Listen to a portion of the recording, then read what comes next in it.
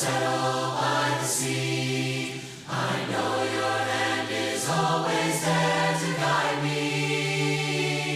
You are there, you are there, you are there, you are there. Where can I go? Where can I go from your presence? Trouble is in my way, you're already there. You will not go, from my presence. For a word of mine is said, if in the depths I lay my head, in the shadow of your wings you're there to hide me. You are there, you are there, you are there, you are there, you are there, you are there, you are there, you are there. I've got my faith in the Lord, and it's working in me. I've got my faith in the Lord, and it's showing in me. I've got my faith in the Lord, and it's plain to see. I've got my faith in the Lord. I'm so glad I've got my faith in the Lord. I've got the love of the Lord. I've got the love of the Lord, and it's working in me. I've got the love of the Lord, and it's showing in me. I've got the love of the Lord, and it's plain to see. I've got the love of the Lord. I'm so glad I've got the love of the Lord. I've got the joy of the Lord. I've got the joy of the Lord, and it's working in me. I've got the joy of the Lord, and it's showing in me. I've got the joy of the Lord, and it's plain to see. I've got the joy of the Lord. I'm so glad I've got the joy of the Lord. I've got the joy of the Lord. I've got the joy of the Lord, and it's working in me. I've got the joy of the Lord, and it's showing in me. I've got the joy of the Lord, and it's plain to see. I've got the joy of the Lord. I'm so glad I've got the joy of the Lord. I've got my faith in the Lord. I've got my faith in the Lord, and it's working in me. I've got my faith in the Lord, and it's showing in me. I've got my faith in the Lord, and it's plain to see. I've got my faith in the Lord.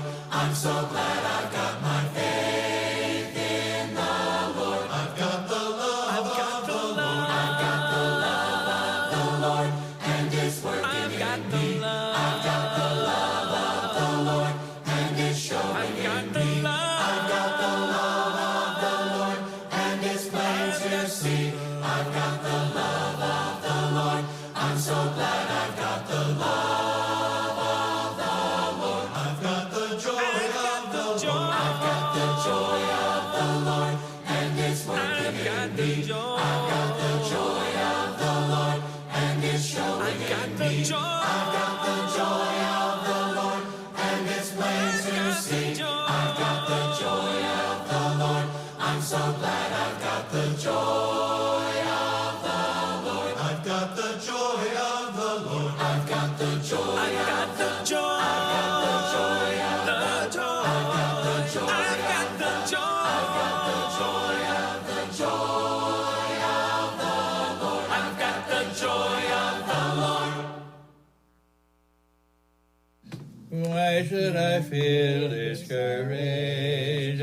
Why should the shadows come? Why should my heart be lonely and long for heaven and home? When Jesus is my portion, my constant friend is He. His eye is on the sparrow, and I know He watches me.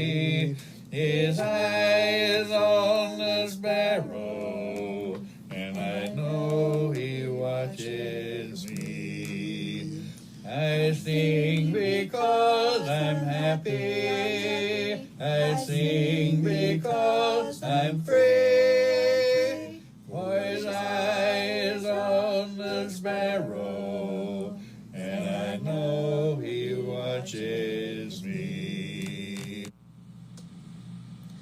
Hello, welcome to our Bible study. My name is Clint McElroy, and today we'll be in 2 Samuel chapter 22.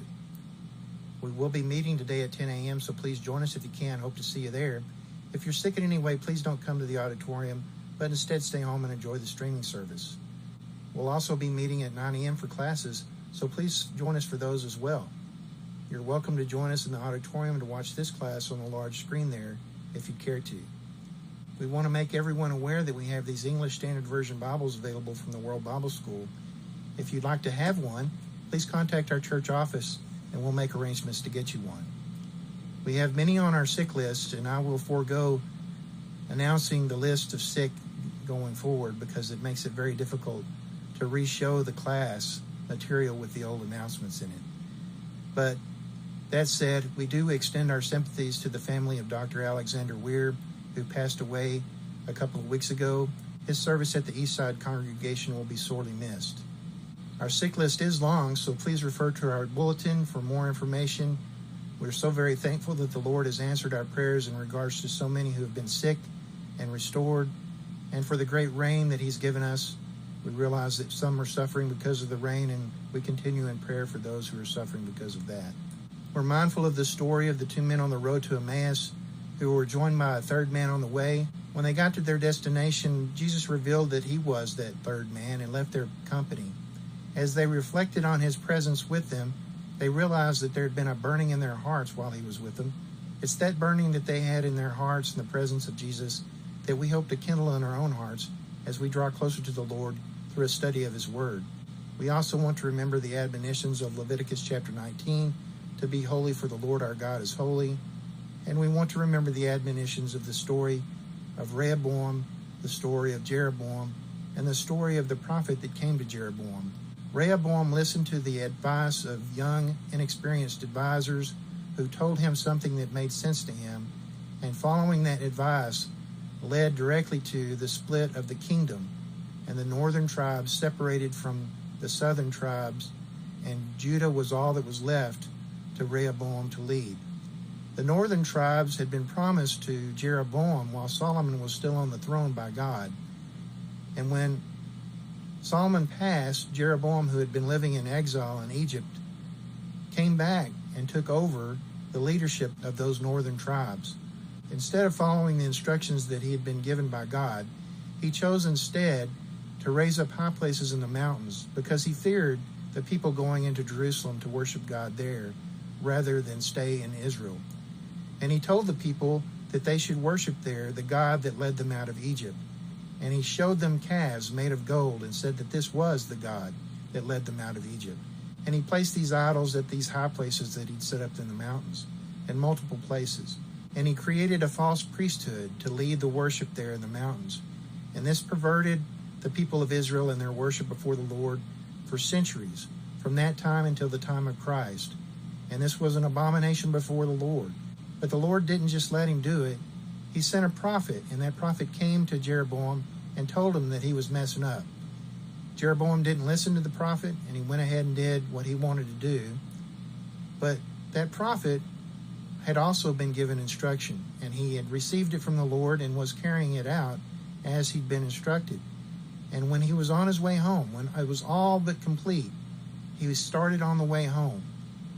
And instead of going home as the Lord had told him, he was met in the way by another prophet from Israel who wanted the pleasure of his company. And that prophet told him a lie, told him that he was told by God that he should come have lunch with him. This sounded good to the prophet that had come to talk to Jeroboam. So he went and had a meal.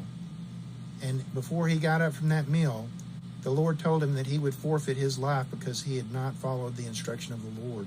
And indeed, on his way home, he was killed by a lion. This is a harsh story. It's a very difficult story to understand. In our way of thinking, this man was a victim of a lie. But in fact, the Lord looked at it differently. The Lord looked at it as someone who did not trust in his word and follow the instruction that he had given. He believed a lie instead, one that sounded good to him, and we must be on guard not to do the same thing. We must remember that if we fall prey to a lie, we may suffer the same fate as this prophet who listened to the lie. That's why we study God's word, so that we will know the truth when we hear it, and that more importantly, we will know a lie when we hear it. When we hear something that sounds good but is not in accord with what the Lord has told us in his word, we can rest assured that it is not from God. No matter how wonderful it may sound and seem, we must be on guard against it. So I hope that you will join me now as we enter into this study of 2 Samuel chapter 22. It's a long chapter, a song of David. Perhaps we'll find a word of encouragement there, but most importantly, I hope that you'll find that the things we study together are true and in accord with God's word. 2 Samuel chapter 22 from the English Standard Version. And David spoke to the Lord the words of this song on the day when the Lord delivered him from the hand of all his enemies and from the hand of Saul. He said, "The Lord is my rock and my fortress and my deliverer, my God, my rock in whom I take refuge, my shield and the horn of my salvation, my stronghold and my refuge, my Savior. You save me from violence." Verse 4. I call upon the Lord, who is worthy to be praised, and I am saved from my enemies. For the waves of death encompassed me, the torrents of destruction assailed me, the cords of Sheol entangled me, the snares of death confronted me. In my distress I called upon the Lord, to my God I called.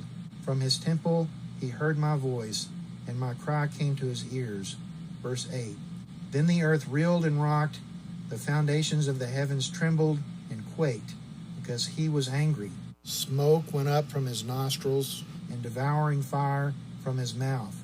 Glowing coals flamed forth from him. He bowed the heavens and came down. Thick darkness was under his feet. He rode on a cherub and flew. He was seen on the wings of the wind. He made darkness around him his canopy. Thick clouds, a gathering of water. Out of the brightness before him, coals of fire flamed forth. Verse 14. The Lord thundered from heaven. The Most High uttered his voice, and he sent out arrows and scattered them, lightning and routed them. Then the channels of the sea were seen, the foundations of the world were laid bare. At the rebuke of the Lord, at the blast of the breath of his nostrils, he sent from on high, he took me, he drew me out of many waters, he rescued me from my strong enemy, from those who hated me, for they were too mighty for me. Verse 19. They confronted me in the day of my calamity, but the Lord was my support. He brought me out into a broad place. He rescued me because he delighted in me.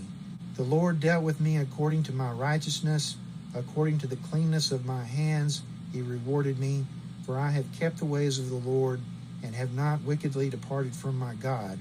For all his rules were before me, and from his statutes I did not turn aside. I was blameless before him, and I kept myself from guilt. And the Lord has rewarded me according to my righteousness, according to my cleanness in his sight. Verse 26. With the merciful you show yourself merciful, with the blameless man you show yourself blameless, with the purified you deal purely, and with the crooked you make yourself seem tortuous. You save a humble people, but your eyes are on the haughty to bring them down. For you are my lamp, O Lord, and my God lightens my darkness. For by you I can run against a troop, and by my God I can leap over a wall. This God, his way is perfect. The word of the Lord proves true. He is a shield for all those who take refuge in him. Verse 32. For who is God but the Lord? And who is the rock except our God? This God is my strong refuge and has made my way blameless. He made my feet like the feet of a deer and set me secure on the heights. He trains my hands for war so that my arms can bend a bow of bronze. You have given me the shield of your salvation, and your gentleness made me great. You gave a wide place for my steps under me, and my feet did not slip. I pursued my enemies and destroyed them, and did not turn back until they were consumed. Verse 39. I consumed them, I thrust them through, so that they did not rise. They fell under my feet. For you equipped me with strength for the battle. You made those who rise against me sink under me. You made my enemies turn their backs to me, those who hated me, and I destroyed them. They looked, but there was none to save. They cried to the Lord, but he did not answer them. I beat them fine as the dust of the earth. I crushed them and stamped them down like the mire of the streets. Verse 44. You delivered me from strife with my people. You kept me as the head of the nations. People whom I had not known served me. Foreigners came cringing to me. As soon as they heard of me, they obeyed me. Foreigners lost heart and came trembling out of their fortresses. The Lord lives, and blessed be my rock, and exalted be my God, the rock of my salvation, the God who gave me vengeance and brought down peoples under me, who brought me out from my enemies. You exalted me above those who rose against me. You delivered me from men of violence. Verse 50. For this I will praise you, O Lord, among the nations, and sing praises to your name.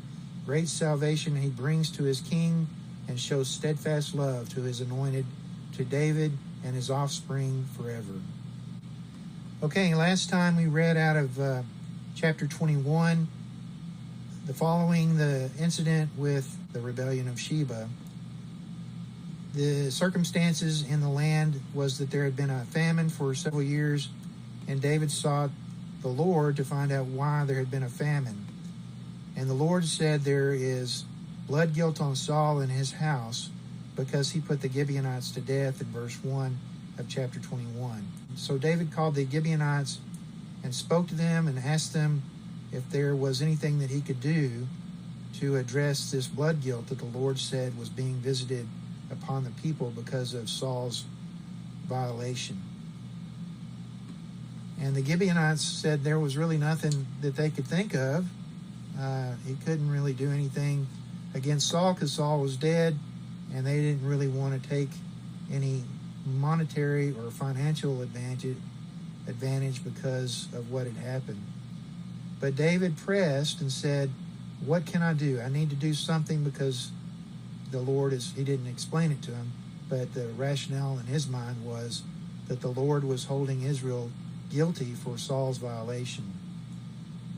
And they said, the man who consumed us and planned to destroy us so that we should have no place in all the territory of Israel, let 7 of his sons be given to us so that we may hang them before the Lord at Gibeah of Saul. And David said he would do that. Now David wanted to spare Mephibosheth, the son of Jonathan, because of his love for Jonathan and his love for Saul to a lesser extent. He didn't want to give up Mephibosheth. Mephibosheth had sat at his table for so many years. So he went to find other offspring of Saul to provide as this ransom. And he found the sons of Rizpah, 2 sons, Armoni and Mephibosheth, another son called Mephibosheth, and 5 sons of Merab, that I have a footnote, might be Michal, the daughter of Saul, whom she bore to Adriel, the son of Barzillai, the Meholathite. So we know that Michal had been given in marriage to Laish, and that when David was made king over Israel, finally, one of the things he requested was that he be restored with Michal, who had been promised to him in marriage by Saul. And so she had been taken from Laish and brought to David. And there had been animosity between Michal and David for the rest of their relationship.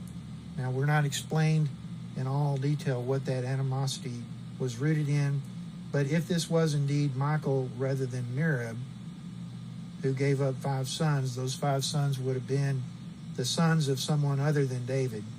So it would have been Laish. So the name difference here is odd to me because there is such proximity in the same book. If this is Michal, why didn't they call out the name Michal and Laish rather than the names provided here? Perhaps Michal had been given in marriage to some other man as well. I don't know. and I don't really care that much, but it is strange to me that this name is listed here with this footnote. That gave David 7 men to give to the Gibeonites. The Gibeonites took these men and hanged them on the mountain before the Lord, and all 7 men perished together in the first days of the harvest, at the beginning of the barley harvest, it says at the end of verse 9. Now Rizpah was upset by this. She took sackcloth and went out and spread it on the rocks before the men, and she drove off all the animals that would come to eat for the bodies.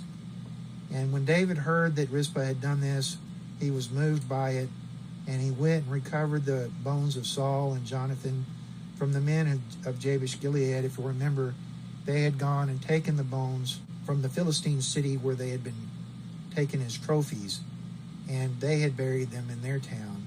So now David had gone and recovered these bones from Jabesh Gilead and brought them and took these bones, these bodies of the 7 from this location, and took them and buried them and showed due respect to Saul and his family, now all past. And once he had done this, it says at the end of verse 14, God responded to the plea for the land. This is very interesting to me, as I've stated in the last lesson. God responded to something that happened between the Israelites and this group of people in a very early time. This agreement had been made with the Gibeonites against the instruction of the Lord, and yet the people were held to it. And now this King Saul had violated this agreement and done this terrible thing and killing all these Gibeonites. And even though God had killed Saul and most of his family on the day that Saul passed, he still held a blood guilt against the people because of what Saul had done. This is an incredibly interesting thing to me, and I do believe these kinds of things play out in our world today. We don't like to acknowledge those kinds of things, but if we gave just a moment of consideration to current events and the things that our American country, our American government has promised peoples in the past and not stood by, how much shame and reproach that's brought to our country and the problems we have today because of it, I think it's worthy of some consideration that there are due responsibilities to obligations made by our ancestors on our behalf, and we should give some consideration long and hard before we go against something we've made a promise to, even if it was not necessarily ratified by our Congress in accordance with the due process of our laws. I'm remembering one instance in particular, which I don't want to share because I think it's self-evident what that is. But when the nation has made a promise to a people and then we don't stand by that promise, there's going to be a consequence to that, especially when, in not standing by our word, a great number of other people die and suffer because of it. And that is going on in the world right now. And I don't agree that the agreement that was made should have been made, but it was made. And there was a whole people that did something because we promised to do something that we are now not standing beside, although it would have significant consequences should we do that.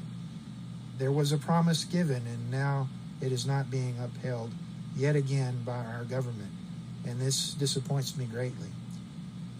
That said, and going on, there was a time of war between the Philistines and David and Israel, and there's a list of giants that are listed here at the end of chapter 21 who died at the hand of David's army, and even a story about how David fell prey in battle to an ambush, and he was told by his military that he would no longer be accompanying them in battle. So this is an important thing in the life of David. It shows, I think, his age, and it's an interesting thing to me that David was told this by men who, we have stories of these same men almost the entire career of David being involved with David. So their age is also a factor. But whatever happened there, the explanation that was given was that you shall no longer go out with us to battle, lest you quench the lamp of Israel at the end of verse 17. So we see that this logic would be obvious if David fell in battle. The strike to the morale of the people would be tremendous. They would have very difficult time moving forward in any battle in which David was wounded or died. So not giving any consideration to the fact that God stood with David, these men said that they didn't want David out there anymore. But there are a list of, again, 4 giants listed here, given by, not all of them have names. The names that are given here are not consistent with the names as recounted in 1 Chronicles, and I spoke at length about that in my last lesson as well. The list in 1 Chronicles, of course, was written considerably in a time considerably later than these recorded here. Now, just as a footnote, if you go read the preface to 1st and 2nd Samuel, 1st and 2nd Kings, it says that these stories were written down at an earlier time. And I have no contention that the material that they're sourced from is from periods of time certainly earlier than the book of 1st and 2nd Chronicles. But in all rational consideration, the books of 1st and 2nd Samuel, 1st and 2nd Kings, which were all considered the book of Kings and earlier names, these books end with the captivity of Judah.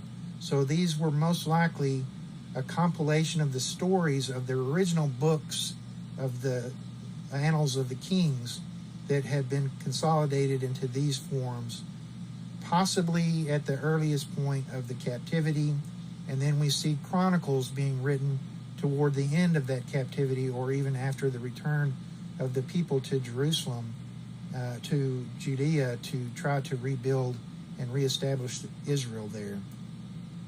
So we see that these books were written for similar purposes, in my opinion, but at significantly different points in time and for significantly different audiences and potentially slightly different purposes, even though generally they are obviously a recounting of the most significant stories of the various kings of Israel and Judah. So I say all that just to footnote that I assert that these are not the books of Kings referred to in both these books and in other places that we see in the Old Testament, that there must have been other books, and maybe there's documentation on those, I don't know. Again, it's not something that I'm that tremendously interested in. Obviously, I would have studied it up on it a little bit more. But the fact that these are not the original books of the Annals of the Kings is important to me, because the details recorded here, if these are not the original, are then copies of information that was in original sources, and as such, they may not be as accurately recorded here as they should be. I don't know that, but it is interesting to me that there is an inconsistency, such a significant inconsistency in this story of the giants at the end of chapter 21 and 1 Chronicles chapter 20. That said, going on into chapter 22, this is a song of David, not necessarily from this time frame, but certainly significant because of the enemies that David had dealt with. I have the feeling that this song was written by David at the time that he was delivered from Saul and established as king over Israel, because of the first couple of verses there. But again, it may not be, or may have been revised by David at various points. Many of these you recognize as phrases from various psalms, so there is that. I'm not going to go over the whole song here because it is a very long song. So we'll use our review time next week to go over general points over chapter 22 before we go on into chapter 23. But I did want to get it read today, and I think I've accomplished that, hopefully without any errors. So I hope you receive some edification from David's glorification of God for his deliverance from his enemies. And the great wonders that God did for David are always worthy of consideration. David is certainly one of the great men of the Bible, and we should always be looking to his example in both positive and negative ways. Of note, just before I leave it, David doesn't refer to his shortcomings much in these verses of his song. So that is of interest to me, and it also may be a clue as to when he exactly wrote the song. He may not have had reference to some of the things that he received punishment from God for. So, that said, I hope you found a word of encouragement in today's study. We will be meeting today at 10 a.m., so please join us if you can. Hope to see you there. If you're sick in any way, please don't come to the auditorium, but instead stay home and enjoy the streaming service. God bless. Have a great week.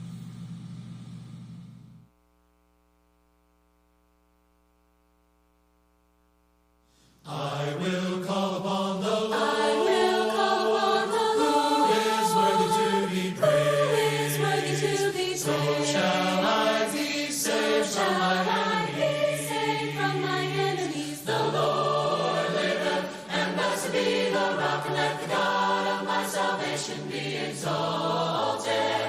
The Lord liveth, and blessed be the rock, and let the God of my salvation be exalted. Jesus Christ, He died for me. Jesus Christ, He died for me. And He took away my sin. He took away my sin. I will live with Him for eternity.